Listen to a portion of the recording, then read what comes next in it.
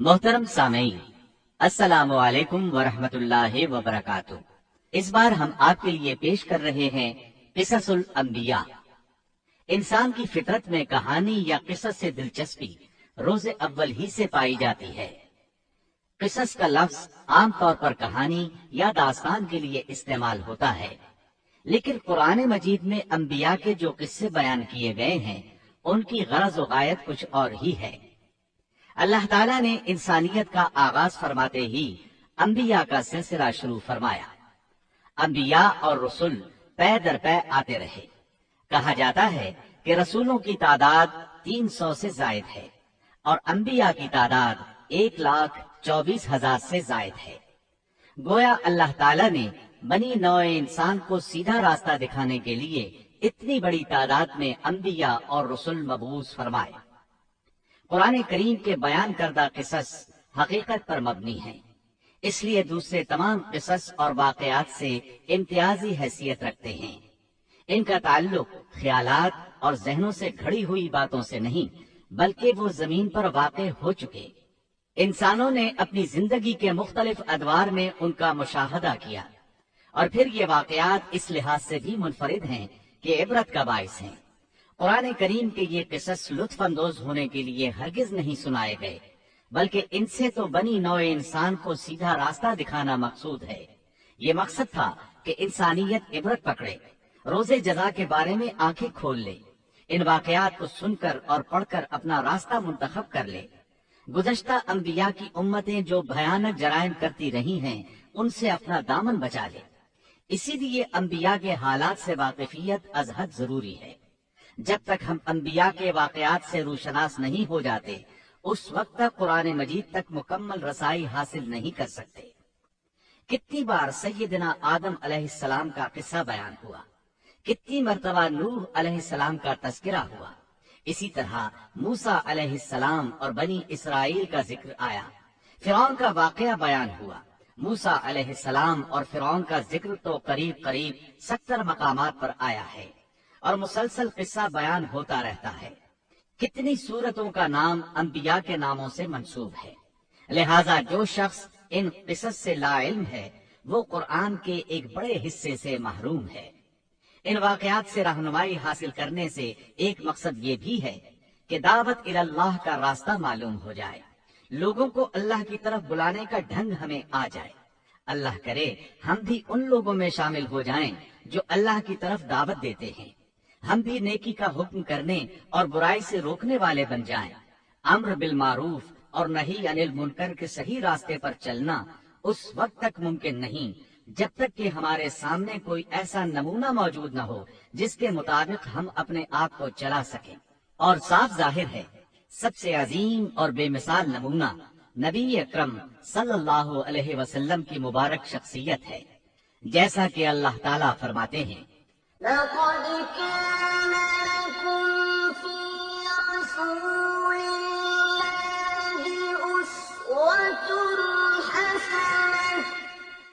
यकीनन तुम्हारे लिए रसूलुल्लाह की जिंदगी बेहतरीन नमूना है। रसूल अकरम सल्लल्लाहु अलैहि वसल्लम के बाद सबसे नुमाया मिसाल और नमूना बाकी तमाम अंबियाए किराम हैं। फिर सहाबाए किराम और सालिह लोग भी नमूना हैं। अंबियाए किराम के वाकयात कुरान करीम के जरिए हम तक पहुँचे हैं। इसी तरह नबी करीम सल्लल्लाहु अलैहि वसल्लम की सीरत मुबारका और आपकी अहादीस मुबारका से भी हमें उनके हालात और वाकयात मालूम हुए हैं। नीज तारीख की कुतुब में भी उनके तस्करे मौजूद हैं। अंबिया के मौजू पर लिखी जाने वाली कुतुब में से वाज़े और नुमाया हैसियत इमाम इब्ने कसीर रहमहुल्लाह की किताब क़िससुल अंबिया है।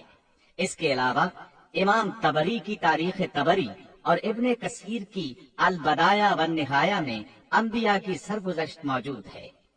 हमने इन किसस को आप तक पहुंचाने में इन्हीं कुतुब को पेश नजर रखा है, इसलिए कि काबिल एतमाद तसानीफ यही है। खास तौर पर हमने इसराइली रिवायात को जगह नहीं दी, न ही ज़ईफ रिवायात का सहारा लिया है, बस सही अहादीस को बुनियाद बनाया है اور ان عظیم مفسرین کرام کی تفاسیر پر اعتماد کیا ہے جو اللہ کی نازل کردہ آیات کے مطابق تفسیر کرتے ہیں۔ خاص طور پر ہم نے تفسیر ابن کثیر اور تاریخ ابن جریر کو ترجیح دی ہے۔ اس حصے میں آپ سنیں گے زمین و آسمان کی تخلیق سے پہلے کیا تھا، اللہ تعالیٰ کا عرش کہاں تھا، اللہ تعالیٰ نے زمین و آسمان اور پہاڑوں اور درختوں کو کتنے دنوں میں پیدا کیا، کون سی چیز کس دن پیدا کی گئی اور کون سی چیز سب سے پہلے پیدا کی گئی، فرشتے، جن اور انسان کس کس چیز سے پیدا ہوئے، انسانوں اور جنوں کی تخلیق کا مقصد، ابلیس کون تھا۔ تو آئیے سنتے ہیں دارالسلام اسٹوڈیو لاہور پاکستان سے قصص الانبیاء کا پہلا حصہ، تخلیق کائنات اور تخلیق آدم۔ پیشکش محمد طارق شاہد۔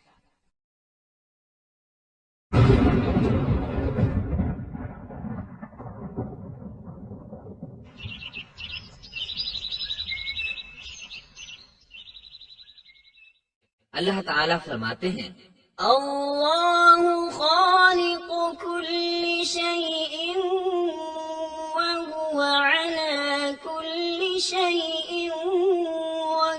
وكيل۔ اللہ ہر چیز کا پیدا کرنے والا ہے اور وہی ہر چیز پر قدرت رکھنے والا ہے۔ اللہ الذي خلق السماوات والأرض وما بينهما في 6 أيام ثم استوى على العرش۔ اللہ تعالیٰ وہ ہے جس نے آسمانوں، زمین اور ان کے درمیان کی سب چیزوں کو 6 دن میں پیدا کر دیا، پھر عرش پر جلوہ فرما ہوا۔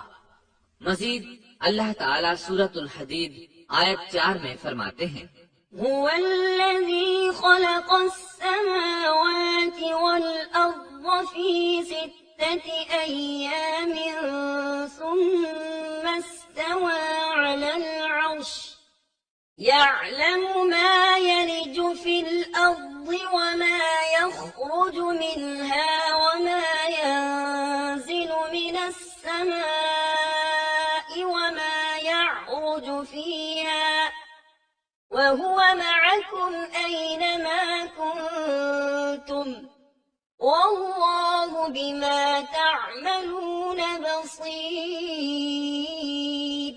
وہی ہے جس نے آسمانوں اور زمین کو 6 دن میں پیدا کیا، پھر عرش پر جلوہ فرما ہوا۔ وہ خوب جانتا ہے اس چیز کو جو زمین میں جائے اور جو اس سے نکلے اور جو آسمان سے نیچے آئے اور جو کچھ اس میں چڑھ کر جائے، اور جہاں کہیں تم ہو وہ تمہارے ساتھ ہے، اور اللہ تمہارے اعمال کو دیکھ رہا ہے۔ اسی طرح اللہ تعالیٰ سورہ ہود آیت 7 میں فرماتے ہیں وهو الذي خلق السماوات والأرض في 6 أيام وكان عرشه على الماء۔ اور اللہ ہی وہ ذات ہے جس نے 6 دن میں آسمانوں اور زمین کو پیدا فرمایا اور اس کا عرش پانی پر تھا۔ امام احمد بن حنبل رحمت اللہ علیہ نے ابو رزین عقیلی سے بیان کیا ہے، انہوں نے کہا یا رسول اللہ أين كان ربنا عز وجل قبل أن يخلق السماوات والأرض؟ فقال صلى الله عليه وسلم كان في عماء ما فوقه هواء وما تحته هواء ثم خلق عرشه على الماء۔ اے اللہ کے رسول صلی اللہ علیہ وسلم، آسمانوں اور زمین کو پیدا کرنے سے پہلے ہمارا پروردگار کہاں تھا؟ آپ نے فرمایا عما میں تھا، یعنی اللہ کے سوا کچھ بھی نہ تھا، نہ اس کے اوپر ہوا تھی اور نہ اس کے نیچے ہوا تھی، مطلب یہ کہ کچھ نہ تھا، پھر اس نے پانی پر اپنا عرش پیدا کیا۔ گویا یہ تھی مخلوق کی ابتدا۔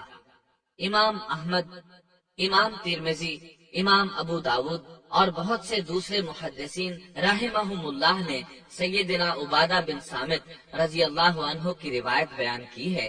وہ کہتے ہیں سمعت رسول الله صلى الله عليه وسلم يقول إن أول ما خلق الله تبارك وتعالى القلم ثم قال له اكتب فجرى في تلك الساعة بما هو كائن إلى يوم القيامة.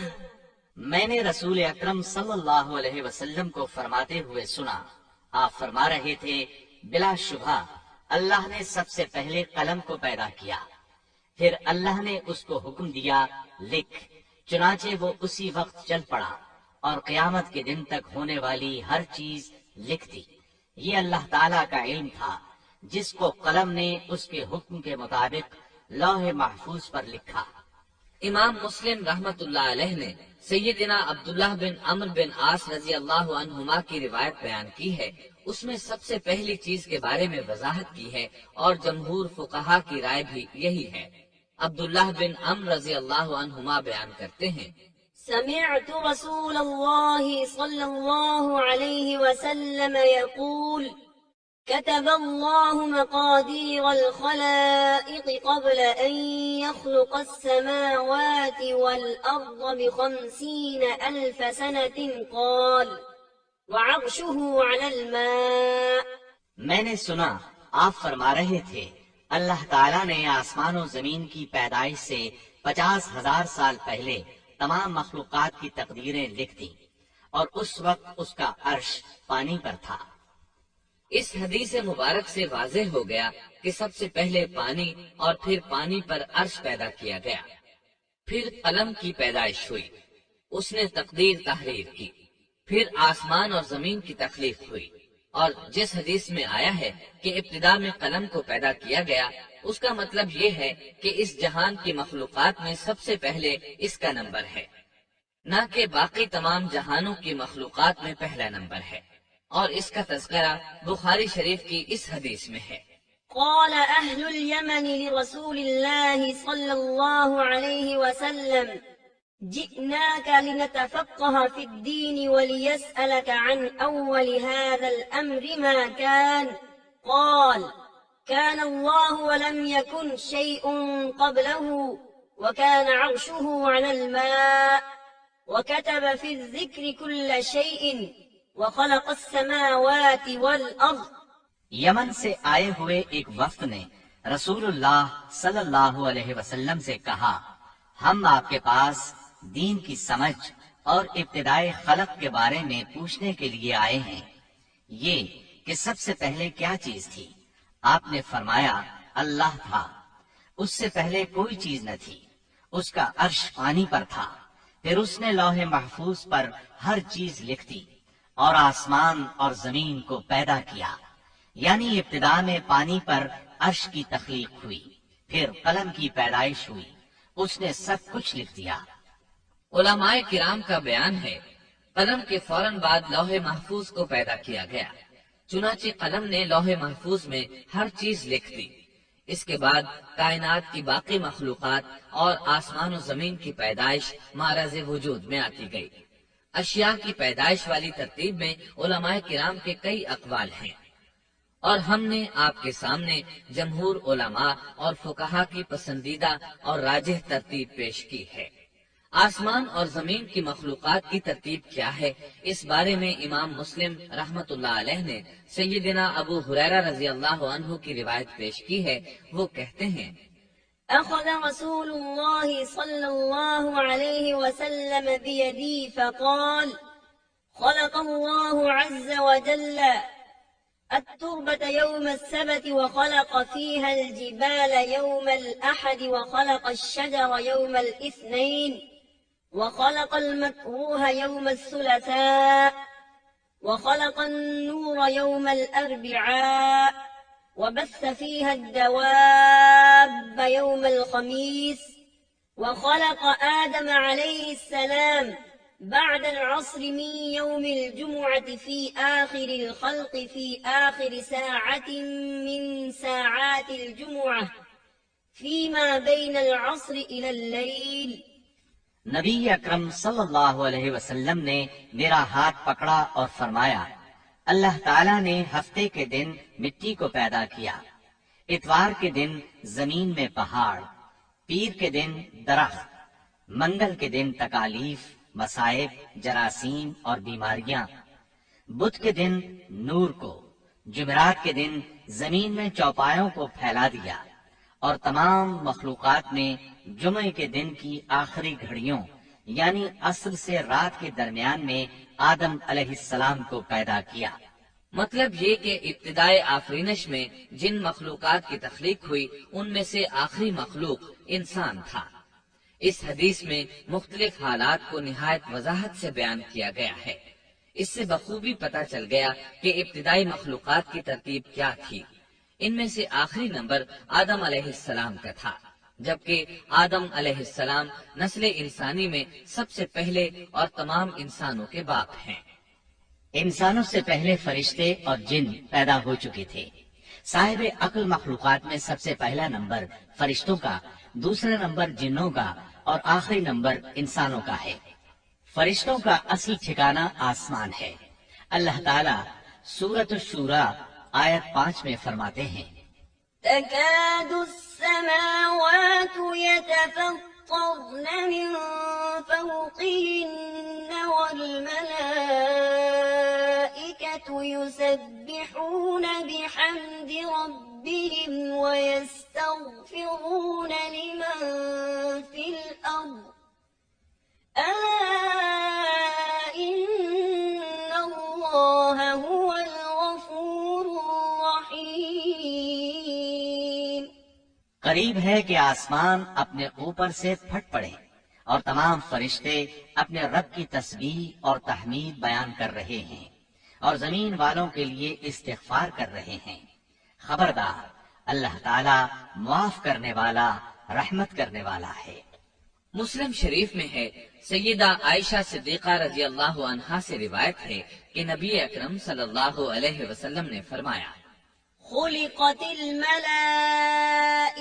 من نور وخلق الجان من نار وخلق آدم مما وصف لكم۔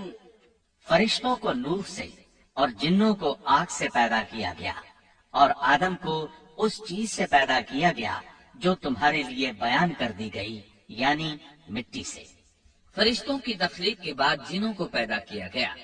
جنوں کو بھی انسانوں سے پہلے پیدا کیا گیا تھا، جیسا کہ اللہ تعالیٰ سورۃ الحجر آیت 27 میں فرماتے ہیں، والجان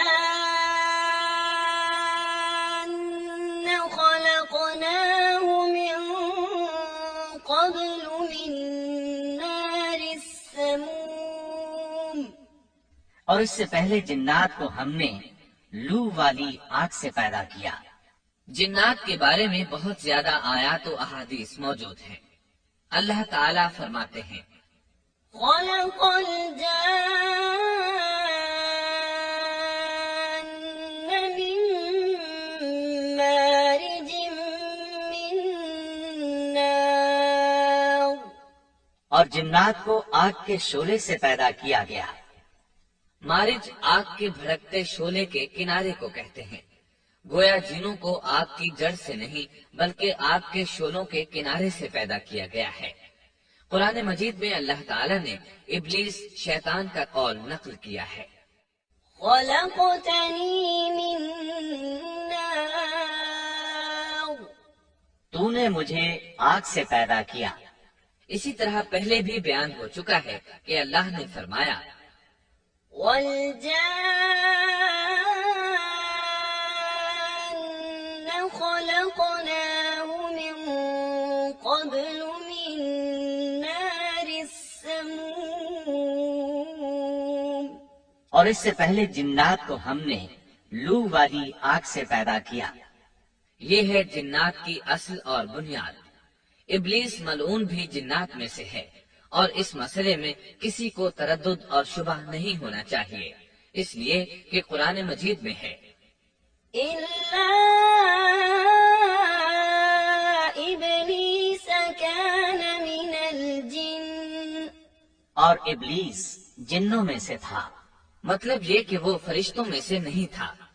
حسن بصری رحمت اللہ علیہ فرماتے ہیں وہ پلک جھپکنے کے برابر بھی فرشتوں کی جنس میں داخل نہیں ہوا اور نہ ہی وہ کبھی فرشتوں میں شمار ہوا ہے، وہ جنات میں سے ہے کیونکہ اس نے خود اقرار کیا تھا۔ خلقتني من نار اے اللہ تو نے مجھے آگ سے پیدا کیا ہے۔ اگر یہ فرشتہ ہوتا تو اس وقت کہتا اے اللہ تو نے مجھے نور سے پیدا کیا ہے، اس لیے ابلیس کا جن ہونا روز روشن کی طرح عیاں ہے۔ سیدنا عبداللہ بن عمرو رضی اللہ عنہما اور سیدنا عبداللہ بن عباس رضی اللہ عنہما فرماتے ہیں آدم علیہ السلام سے 2000 سال پہلے جنات پیدا کیے گئے، وہ ہماری اس زمین پر رہائش پذیر تھے۔ آہستہ آہستہ وہ فسق و فجور میں مبتلا ہو گئے۔ جب وہ فتنہ فساد میں حد سے بڑھ گئے، ناحق خون بہانے لگے، تو اللہ تعالیٰ نے ان کی طرف فرشتوں کا عظیم لشکر بھیجا۔ ان سے جنات کی زبردست مارکا آرائی ہوئی۔ اس مارکا آرائی میں فرشتوں نے جنات کو تہس نہس کر دیا اور وہ سمندروں کی جزیروں میں پناہ لینے پر مجبور ہو گئے۔ زمین کے ہر بڑے اعظم سے انہیں جلا وطن کر دیا گیا، چنانچہ آج تک ان کا مسکن یہی جزیرے اور عظیم مراکز ہیں۔ یہ واقعہ آدم علیہ السلام کی تخلیق سے پہلے ہو چکا ہے۔ احادیث مبارکہ میں ہے کہ ابلیس ملعون کا ایک تخت ہے اور وہ تمام جنات کا سردار اور حکمران ہے۔ اس کا شاہی تخت پانی پر ہے، اگرچہ اس کی متعین جگہ ہمیں معلوم نہیں۔ یہاں تک ذکر تھا سیدنا آدم علیہ السلام کی پیدائش سے پہلے کا۔